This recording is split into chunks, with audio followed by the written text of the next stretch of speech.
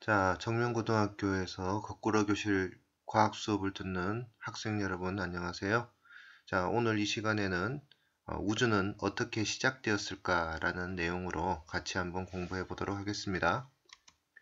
자, 지난 시간에 이번 시간에는 우리가 빅뱅을 통해서 우주가 탄생되어져 가는 과정을 배우게 됩니다. 그래서 이 단원이 끝나게 되면 여러분들은 빅뱅 이론을 통해서 우주가 만들어져 가는 그 과정을 말할 수 있게 될 겁니다. 자, 우리가 지난 시간에 배웠던 내용은 먼저 허블 법칙의 의미였죠. 허블 법칙. 자, 허블 법칙의 의미는 은하가 멀리 떨어져 있을수록 은하의 거리가 멀수록 후퇴하는 속도가 더 빨라진다라는 거였습니다. 그래서 이걸 식으로 표현할 수 있었죠. 다들 기억나나요? 예, V는 HR 이렇게 표현될 수 있다라는 것을 기억하고 있을 겁니다. 자, 여기서 이제 이 H라는 것을 이제 허블 상수라고 불렀는데요. 허블 상수를 이용을 하게 되면 우리가 우주의 나이를 확인할 수 있죠. 우주의 나이. 자, 우주의 나이는 어떻게 계산이 되던가요? 그렇죠. 허블 상수의 역수로 계산이 됩니다. 자, 그 다음 우주의 크기도 우리가 확인을 할 수 있는데 우주의 크기는 우주의 나이를 구하면 우주의 크기가 아주 쉽게 계산이 될 수 있겠죠. 그건 우리가 지난 시간에 다 배웠기 때문에 다시 언급하지 않아도 될 것 같습니다. 자, 그 다음 우주의 미래에 대한 견해가 세 가지가 있었습니다. 열린 우주, 그리고 평평한 우주, 그리고 닫힌 우주. 세 가지 개념이 있는데 이건 우주 미래에 대한 견해 세 가지에 대한 동영상을 우리가 따로 보게 됐지요. 그래서 이 내용을 함께 기억을 해주면 될 것 같습니다. 자, 그럼 본격적으로 내용들을 한번 공부를 해보도록 합시다. 자, 허블 법칙을 통해서 우리가 확인할 수 있는 것은 우주가 지금 팽창하고 있다라는 사실이었습니다. 자, 그럼 이 우주가 팽창을 하고 있다라는 사실을 기준으로 이 시간을 거꾸로 되돌린다면 어떻게 될까요? 우주의 시작이 어떻게 됐던 걸까요? 우주가 팽창하고 있던 것이 거꾸로 되돌려진다면 우주는 어디에서 시작됐다고 말할 수 있을까요? 예, 바로 한 점에서 지금 현재 우주를 구성하고 있는 모든 물질들이 다 만들어져 나왔다라고도 볼 수 있을 겁니다. 이런 생각에서 출발한 우주론이 바로 빅뱅 우주론이라는 것입니다. 그래서 빅뱅 우주론이 어떤 과학적 근거를 가지고 해석되어져 왔는지를 우리가 지금부터 살펴보게 되는 겁니다. 빅뱅 우주에서 물질이 생성되는 순서를 이해를 하려면 물질이 무엇으로 구성되어 있는가를 우리가 이해를 하면 쉽게 그 순서를 찾아볼 수가 있습니다. 보통 대부분의 물질들은 분자로 되어 있지요. 분자를 잘게 쪼개면 원자들로 구성이 되어 있는 거고요. 지금 여기 그림에 여러 모양의 분자들이 이렇게 있잖아요. 얘네들을 더 확대해서 본다면 이렇게 하나의 원자 모양으로 보이게 되는 겁니다. 자, 이 원자들은 가운데에 원자핵이 있고 그리고 주위에 전자가 돌고 있는 것을 볼 수가 있습니다. 이 가운데 있는 원자핵을 이제 또 확대해서 보는 거죠. 자, 이 원자핵도 더 잘게 쪼갤 수가 있게 됩니다. 이 원자핵들은 여기 빨간색을 중성자, 파란색을 양성자로 지금 이야기를 하고 있는데 이 원자핵들은 양성자와 중성자들로 구성이 되어 있다라고 보고 있습니다. 자, 그 다음 이 양성자와 중성자들은 또 이 속에 작은 입자, 여기 보이죠? 이 작은 입자, 쿼크라고 하는데요. 이런 쿼크들로 또 이루어져 있다는 얘기입니다. 그래서 만약에 시간을 거꾸로 되돌려 가지고요. 우주에 있는 모든 물질들을 한 곳에 모아 간다면 우주의 온도가 어떻게 되겠습니까? 우주의 온도가 점점 올라가겠죠. 자, 만약에 녹지 않는 어떤 물질이 있다고 한번 가정을 해봅시다. 온도가 계속 올라간다고 한다면 처음에는 고체였던 물질이 녹겠죠. 녹지 않는다라는 말이 보다는 형체가 크게 변화되지 않는 물체가 있다. 타지 않는 물체라는 거 표현하는 게 더 낫겠네요. 그래서 온도가 올라가게 되면 고체였던 물질은 액체로 바뀌겠죠. 그죠? 액체로. 그 다음 더 온도를 높이게 되면 그 액체였던 물질은 기체로 바뀔 거고요. 자, 더 온도를 높이게 되면 기체를 구성하고 있던 원자들이 이제 잘게 전자와 원자핵들로 쪼개지게 될 겁니다. 거기서 더 온도를 높이게 되면 양성자, 중성자로 쪼개지고요. 거기서 또 온도가 더 높아지게 되면 쿼크까지 쪼개져 나오는 상황들로 생각을 해볼 수 있을 겁니다. 그래서 시간을 거꾸로 되돌렸을 때 물질들이 한 곳에 모여들면 모여들수록 우주의 온도는 올라가게 되고, 그러면 이제 그 물질을 구성하고 있는 아주 작은 입자들이 쪼개져 나오게 된다. 그 상태가 계속 이제 더 유지가 된다고 한다면 그게 이제 초기의 우주 상태가 아니겠는가라고 생각하는 것이 빅뱅 우주론의 기반입니다. 그래서 최초의 우주에서는 빅뱅이 일어나는 그 순간의 우주에서는 결국은 물질이라고 이야기하는 것이 거의 존재하지 않는 상태였다라고 보고 있는 거죠. 거기서 이제 물질들이 탄생되어져 나오면서 현재와 같은 상태까지 진화되어져 왔다라는 것이 빅뱅 우주론의 내용입니다. 그래서 그걸 이제 순서대로 다시 처음부터 살펴보게 되면 먼저 소립자가 탄생되는 것이 먼저입니다. 소립자가 탄생되고 그 다음에 이 소립자들이 합쳐지면서 양성자와 중성자가 만들어지고요. 그리고 이 양성자와 중성자가 또 합쳐지면서 원자핵을 형성을 하게 되고요.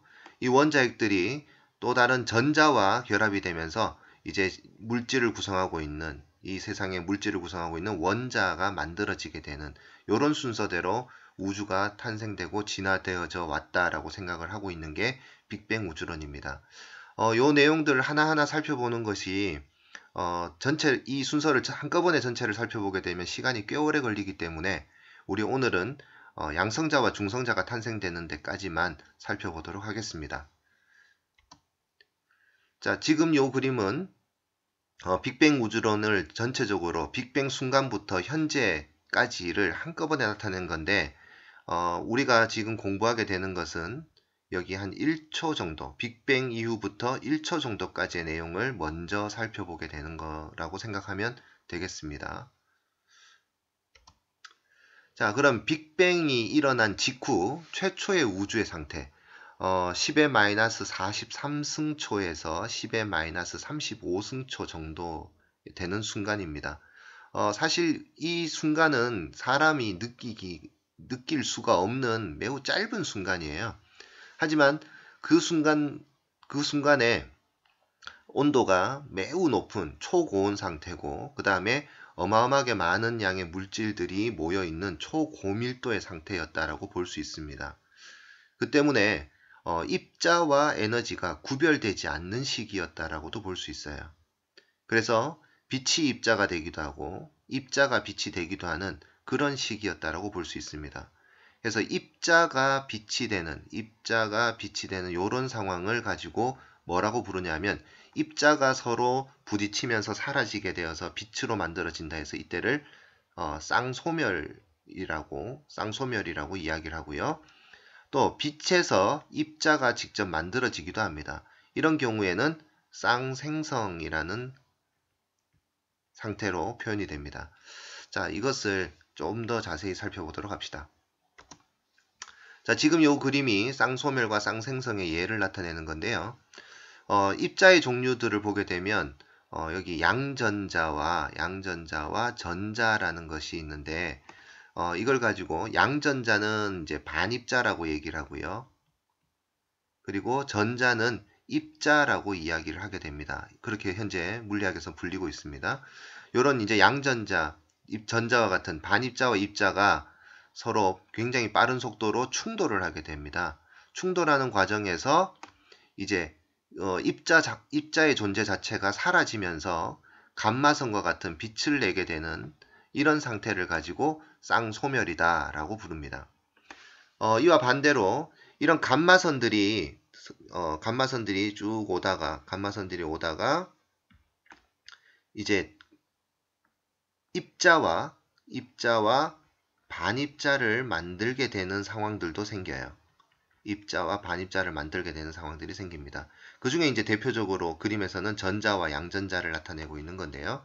이렇게 입자가 아닌 빛의 상태, 빛이 입자들을 만들어내게 되는 이런 상황들은 이제 쌍생성이다라고 부르게 되는 겁니다. 자, 근데 이제 이렇게 이런 상황들이 서로 이제 상호작용으로 계속해서 생겨나는데요. 쌍소멸도 일어나고 쌍생성도 일어나고 이런 상황들이 생기는데 우주가 이제 점점 팽창을 하면서 우주의 온도는 어떻게 될까요? 예, 우주의 온도가 점점 낮아지겠죠. 그 낮아지는 상황 속에서 쌍소멸보다 쌍생성이 훨씬 더 잘 일어나게 되면서 입자의 양이 점점 늘어나게 되는 겁니다. 자, 그 입자의 종류들을 우리가 살펴보게 되면 크게 쿼크와 여기 이 부분이요. 여기 얘가 쿼크고요. 쿼크와 그 다음에 아래쪽에 연두색으로 되어 있는 부분이 렙톤이라고 얘기합니다. 렙톤. 그래서 입자와 반입자가 생기는 종류들을 보게 되면 이렇게 쿼크와 렙톤이 만들어진다라고 얘기를 하고요. 그 다음에 얘네들을 서로 그 쿼크와 렙톤들을 서로 연결해주게 되는 또 중간자 역할을 하는 게 있는데 이런 것들은 이제 보존이라고 하는데 이 용어들은 좀 어려우니까 자세히 하게 다 기억할 필요는 없고요. 이 중에서 꼭 기억을 해야 될 것이 바로 업쿼크와 다운쿼크입니다. 업쿼크와 다운쿼크. 자, 쿼크의 종류는 현재까지 밝혀진 게 6가지 종류인데요. 업쿼크, 다운쿼크, 그리고 참쿼크, 스트레인지 쿼크, 그리고 탑쿼크, 바텀쿼크 이렇게 구분이 되어 있습니다. 그 중에서 뭐가 중요하다고요? 예, 업쿼크와 다운쿼크가 중요합니다. 특히 업쿼크는 여기 보면 차지라고 되어 있는데 전하량이 플러스 3분의 2고요. 다운쿼크는 마이너스 3분의 1의 전하량을 띠고 있다는 것을 함께 기억을 해주면 좋겠습니다. 자, 그 다음 여기서 매스, 이게 뭘까요? 매스는 질량을 말합니다. 질량. 그러면 뭐 뒤에 단위는 어려우니까 여러분들 몰라도 되지만 여 앞에 있는 숫자를 좀 잘 기억해 둡시다. 숫자가 업쿼크는 2.4, 다운쿼크는 4.8이죠. 그러면 질량면에서 질량을 비교해 봤을 때 업쿼크와 다운쿼크 중에 누가 더 질량이 더 큽니까? 예, 다운쿼크가 질량이 더 크다라는 사실을 알 수 있습니다. 요 특징 좀 잘 기억해 주세요. 좀 전에 전하량 얘기했죠? 업쿼크는 전하량이 얼마라고요? 플러스 3분의 2 전하량을 가지고 있고 다운쿼크는 마이너스 3분의 1의 전하량을 가지고 있다는 것을 잘 기억해 두기 바랍니다.